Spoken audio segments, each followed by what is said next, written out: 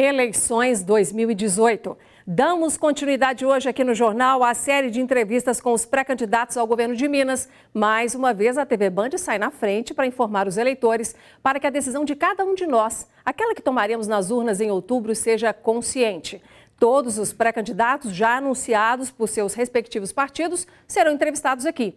Em reunião com as assessorias das legendas, ficou acertada a ordem das entrevistas por sorteio e que cada uma delas terá a duração de 6 minutos, que não poderão ser ultrapassados.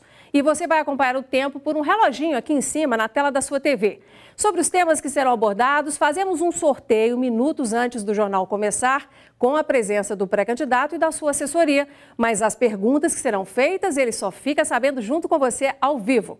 Hoje recebemos Rodrigo Pacheco, que é pré-candidato pelo Partido Democratas. Pacheco foi eleito deputado federal pelo MDB e se filiou ao DEM em março deste ano, assumindo a presidência regional. Ele presidiu a Comissão de Constituição e Justiça da Câmara. É formado em Direito pela PUC Minas e especialista em Direito Penal. Atuou como auditor do Tribunal de Justiça Desportiva do Estado e foi membro do Conselho de Criminologia e Política Criminal de Minas. Foi o mais jovem conselheiro federal da Ordem dos Advogados do Brasil, isso entre 2013 e 2015. Pré-candidato Rodrigo Pacheco, seja muito bem-vindo aqui ao Jornal Band de Minas. Muito obrigado, é um prazer estar com vocês. O prazer é nosso. Vamos então dar andamento, começando com a nossa primeira pergunta nessa entrevista. E é sobre um tema pessoal, deputado. E a pergunta é a seguinte: qual é a sua motivação para disputar o governo de Minas? E a partir de agora a gente vai começar a contar os 6 minutos. Bom, boa noite a todos. A motivação, ela decorre de uma convicção de que nós podemos, a partir de um projeto planejado, entregar políticas públicas de qualidade ao povo de Minas Gerais. Mas não é só isso.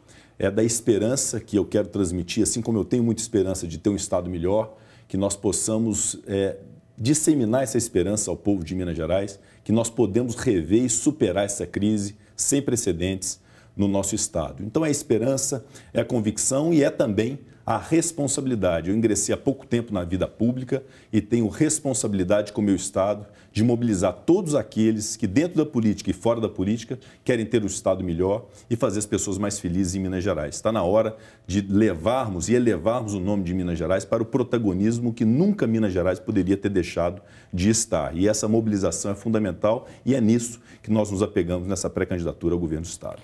Tá certo. Pré-candidato, então, o primeiro tema sorteado há pouco, antes do nosso jornal começar, foi políticas públicas e a pergunta relacionada é: o investimento na ampliação da rede de APACs foi uma política pública criada pelo ex-governador Antônio Anastasia e mantida pelo atual governador Fernando Pimentel. O senhor pretende manter também esses investimentos? Evidentemente que sim. Eu gostaria apenas de fazer um esclarecimento que todas as políticas públicas da nossa gestão serão feitas a partir de um diagnóstico muito preciso, com definição de indicadores e importando métodos e experiências de outros estados, de outros países, para resolvermos os problemas através dessas políticas públicas.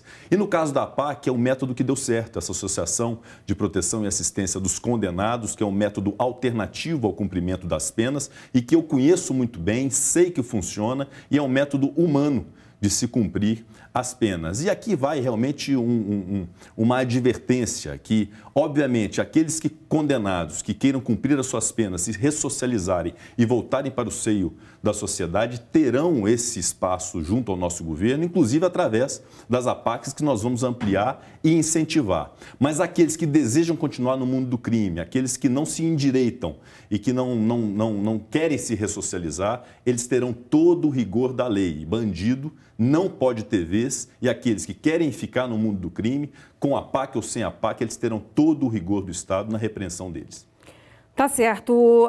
Deputado, nós temos agora o nosso terceiro tema, que é sobre agricultura, e a pergunta relacionada é: quais são as medidas que devem ser adotadas para se reduzir, na sua opinião, os pontos de estrangulamento da logística de escoamento da produção agrícola aqui de Minas, porque isso reduz a competitividade do Estado? Evidentemente que sim, Inácia. E se há uma coisa que o brasileiro aprendeu a fazer e faz bem, é a agricultura, é a pecuária, é o agronegócio. Em Minas Gerais não é diferente, embora nós tenhamos outras vocações como mineração, metalurgia, siderurgia, serviços, moda.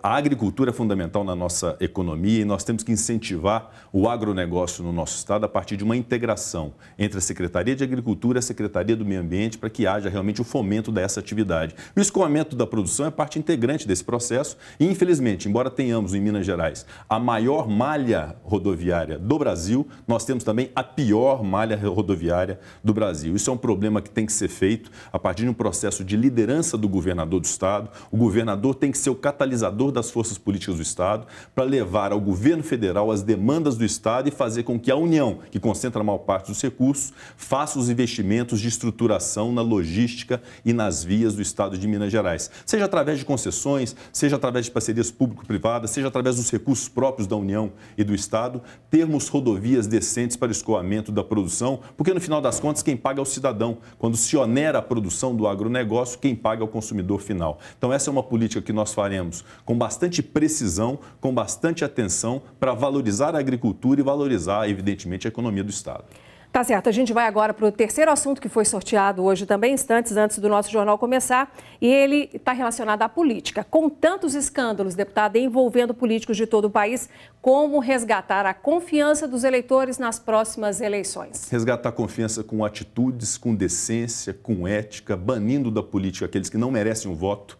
E não adianta mobilização, manifestação, uso da rede social se não houver realmente essa consciência nossa, de todos nós, mineiros, brasileiros, que o momento é no dia 7 de outubro, na hora do voto, de pesquisar os candidatos e identificar aqueles que sejam honestos. Eu acho que o que a sociedade mais reclama hoje é a honestidade. Todos nós temos esse compromisso de transformação da política. É por isso que eu ingressei na vida pública, é por isso que eu vou nela continuar e acreditar num projeto de uma política decente para o nosso país.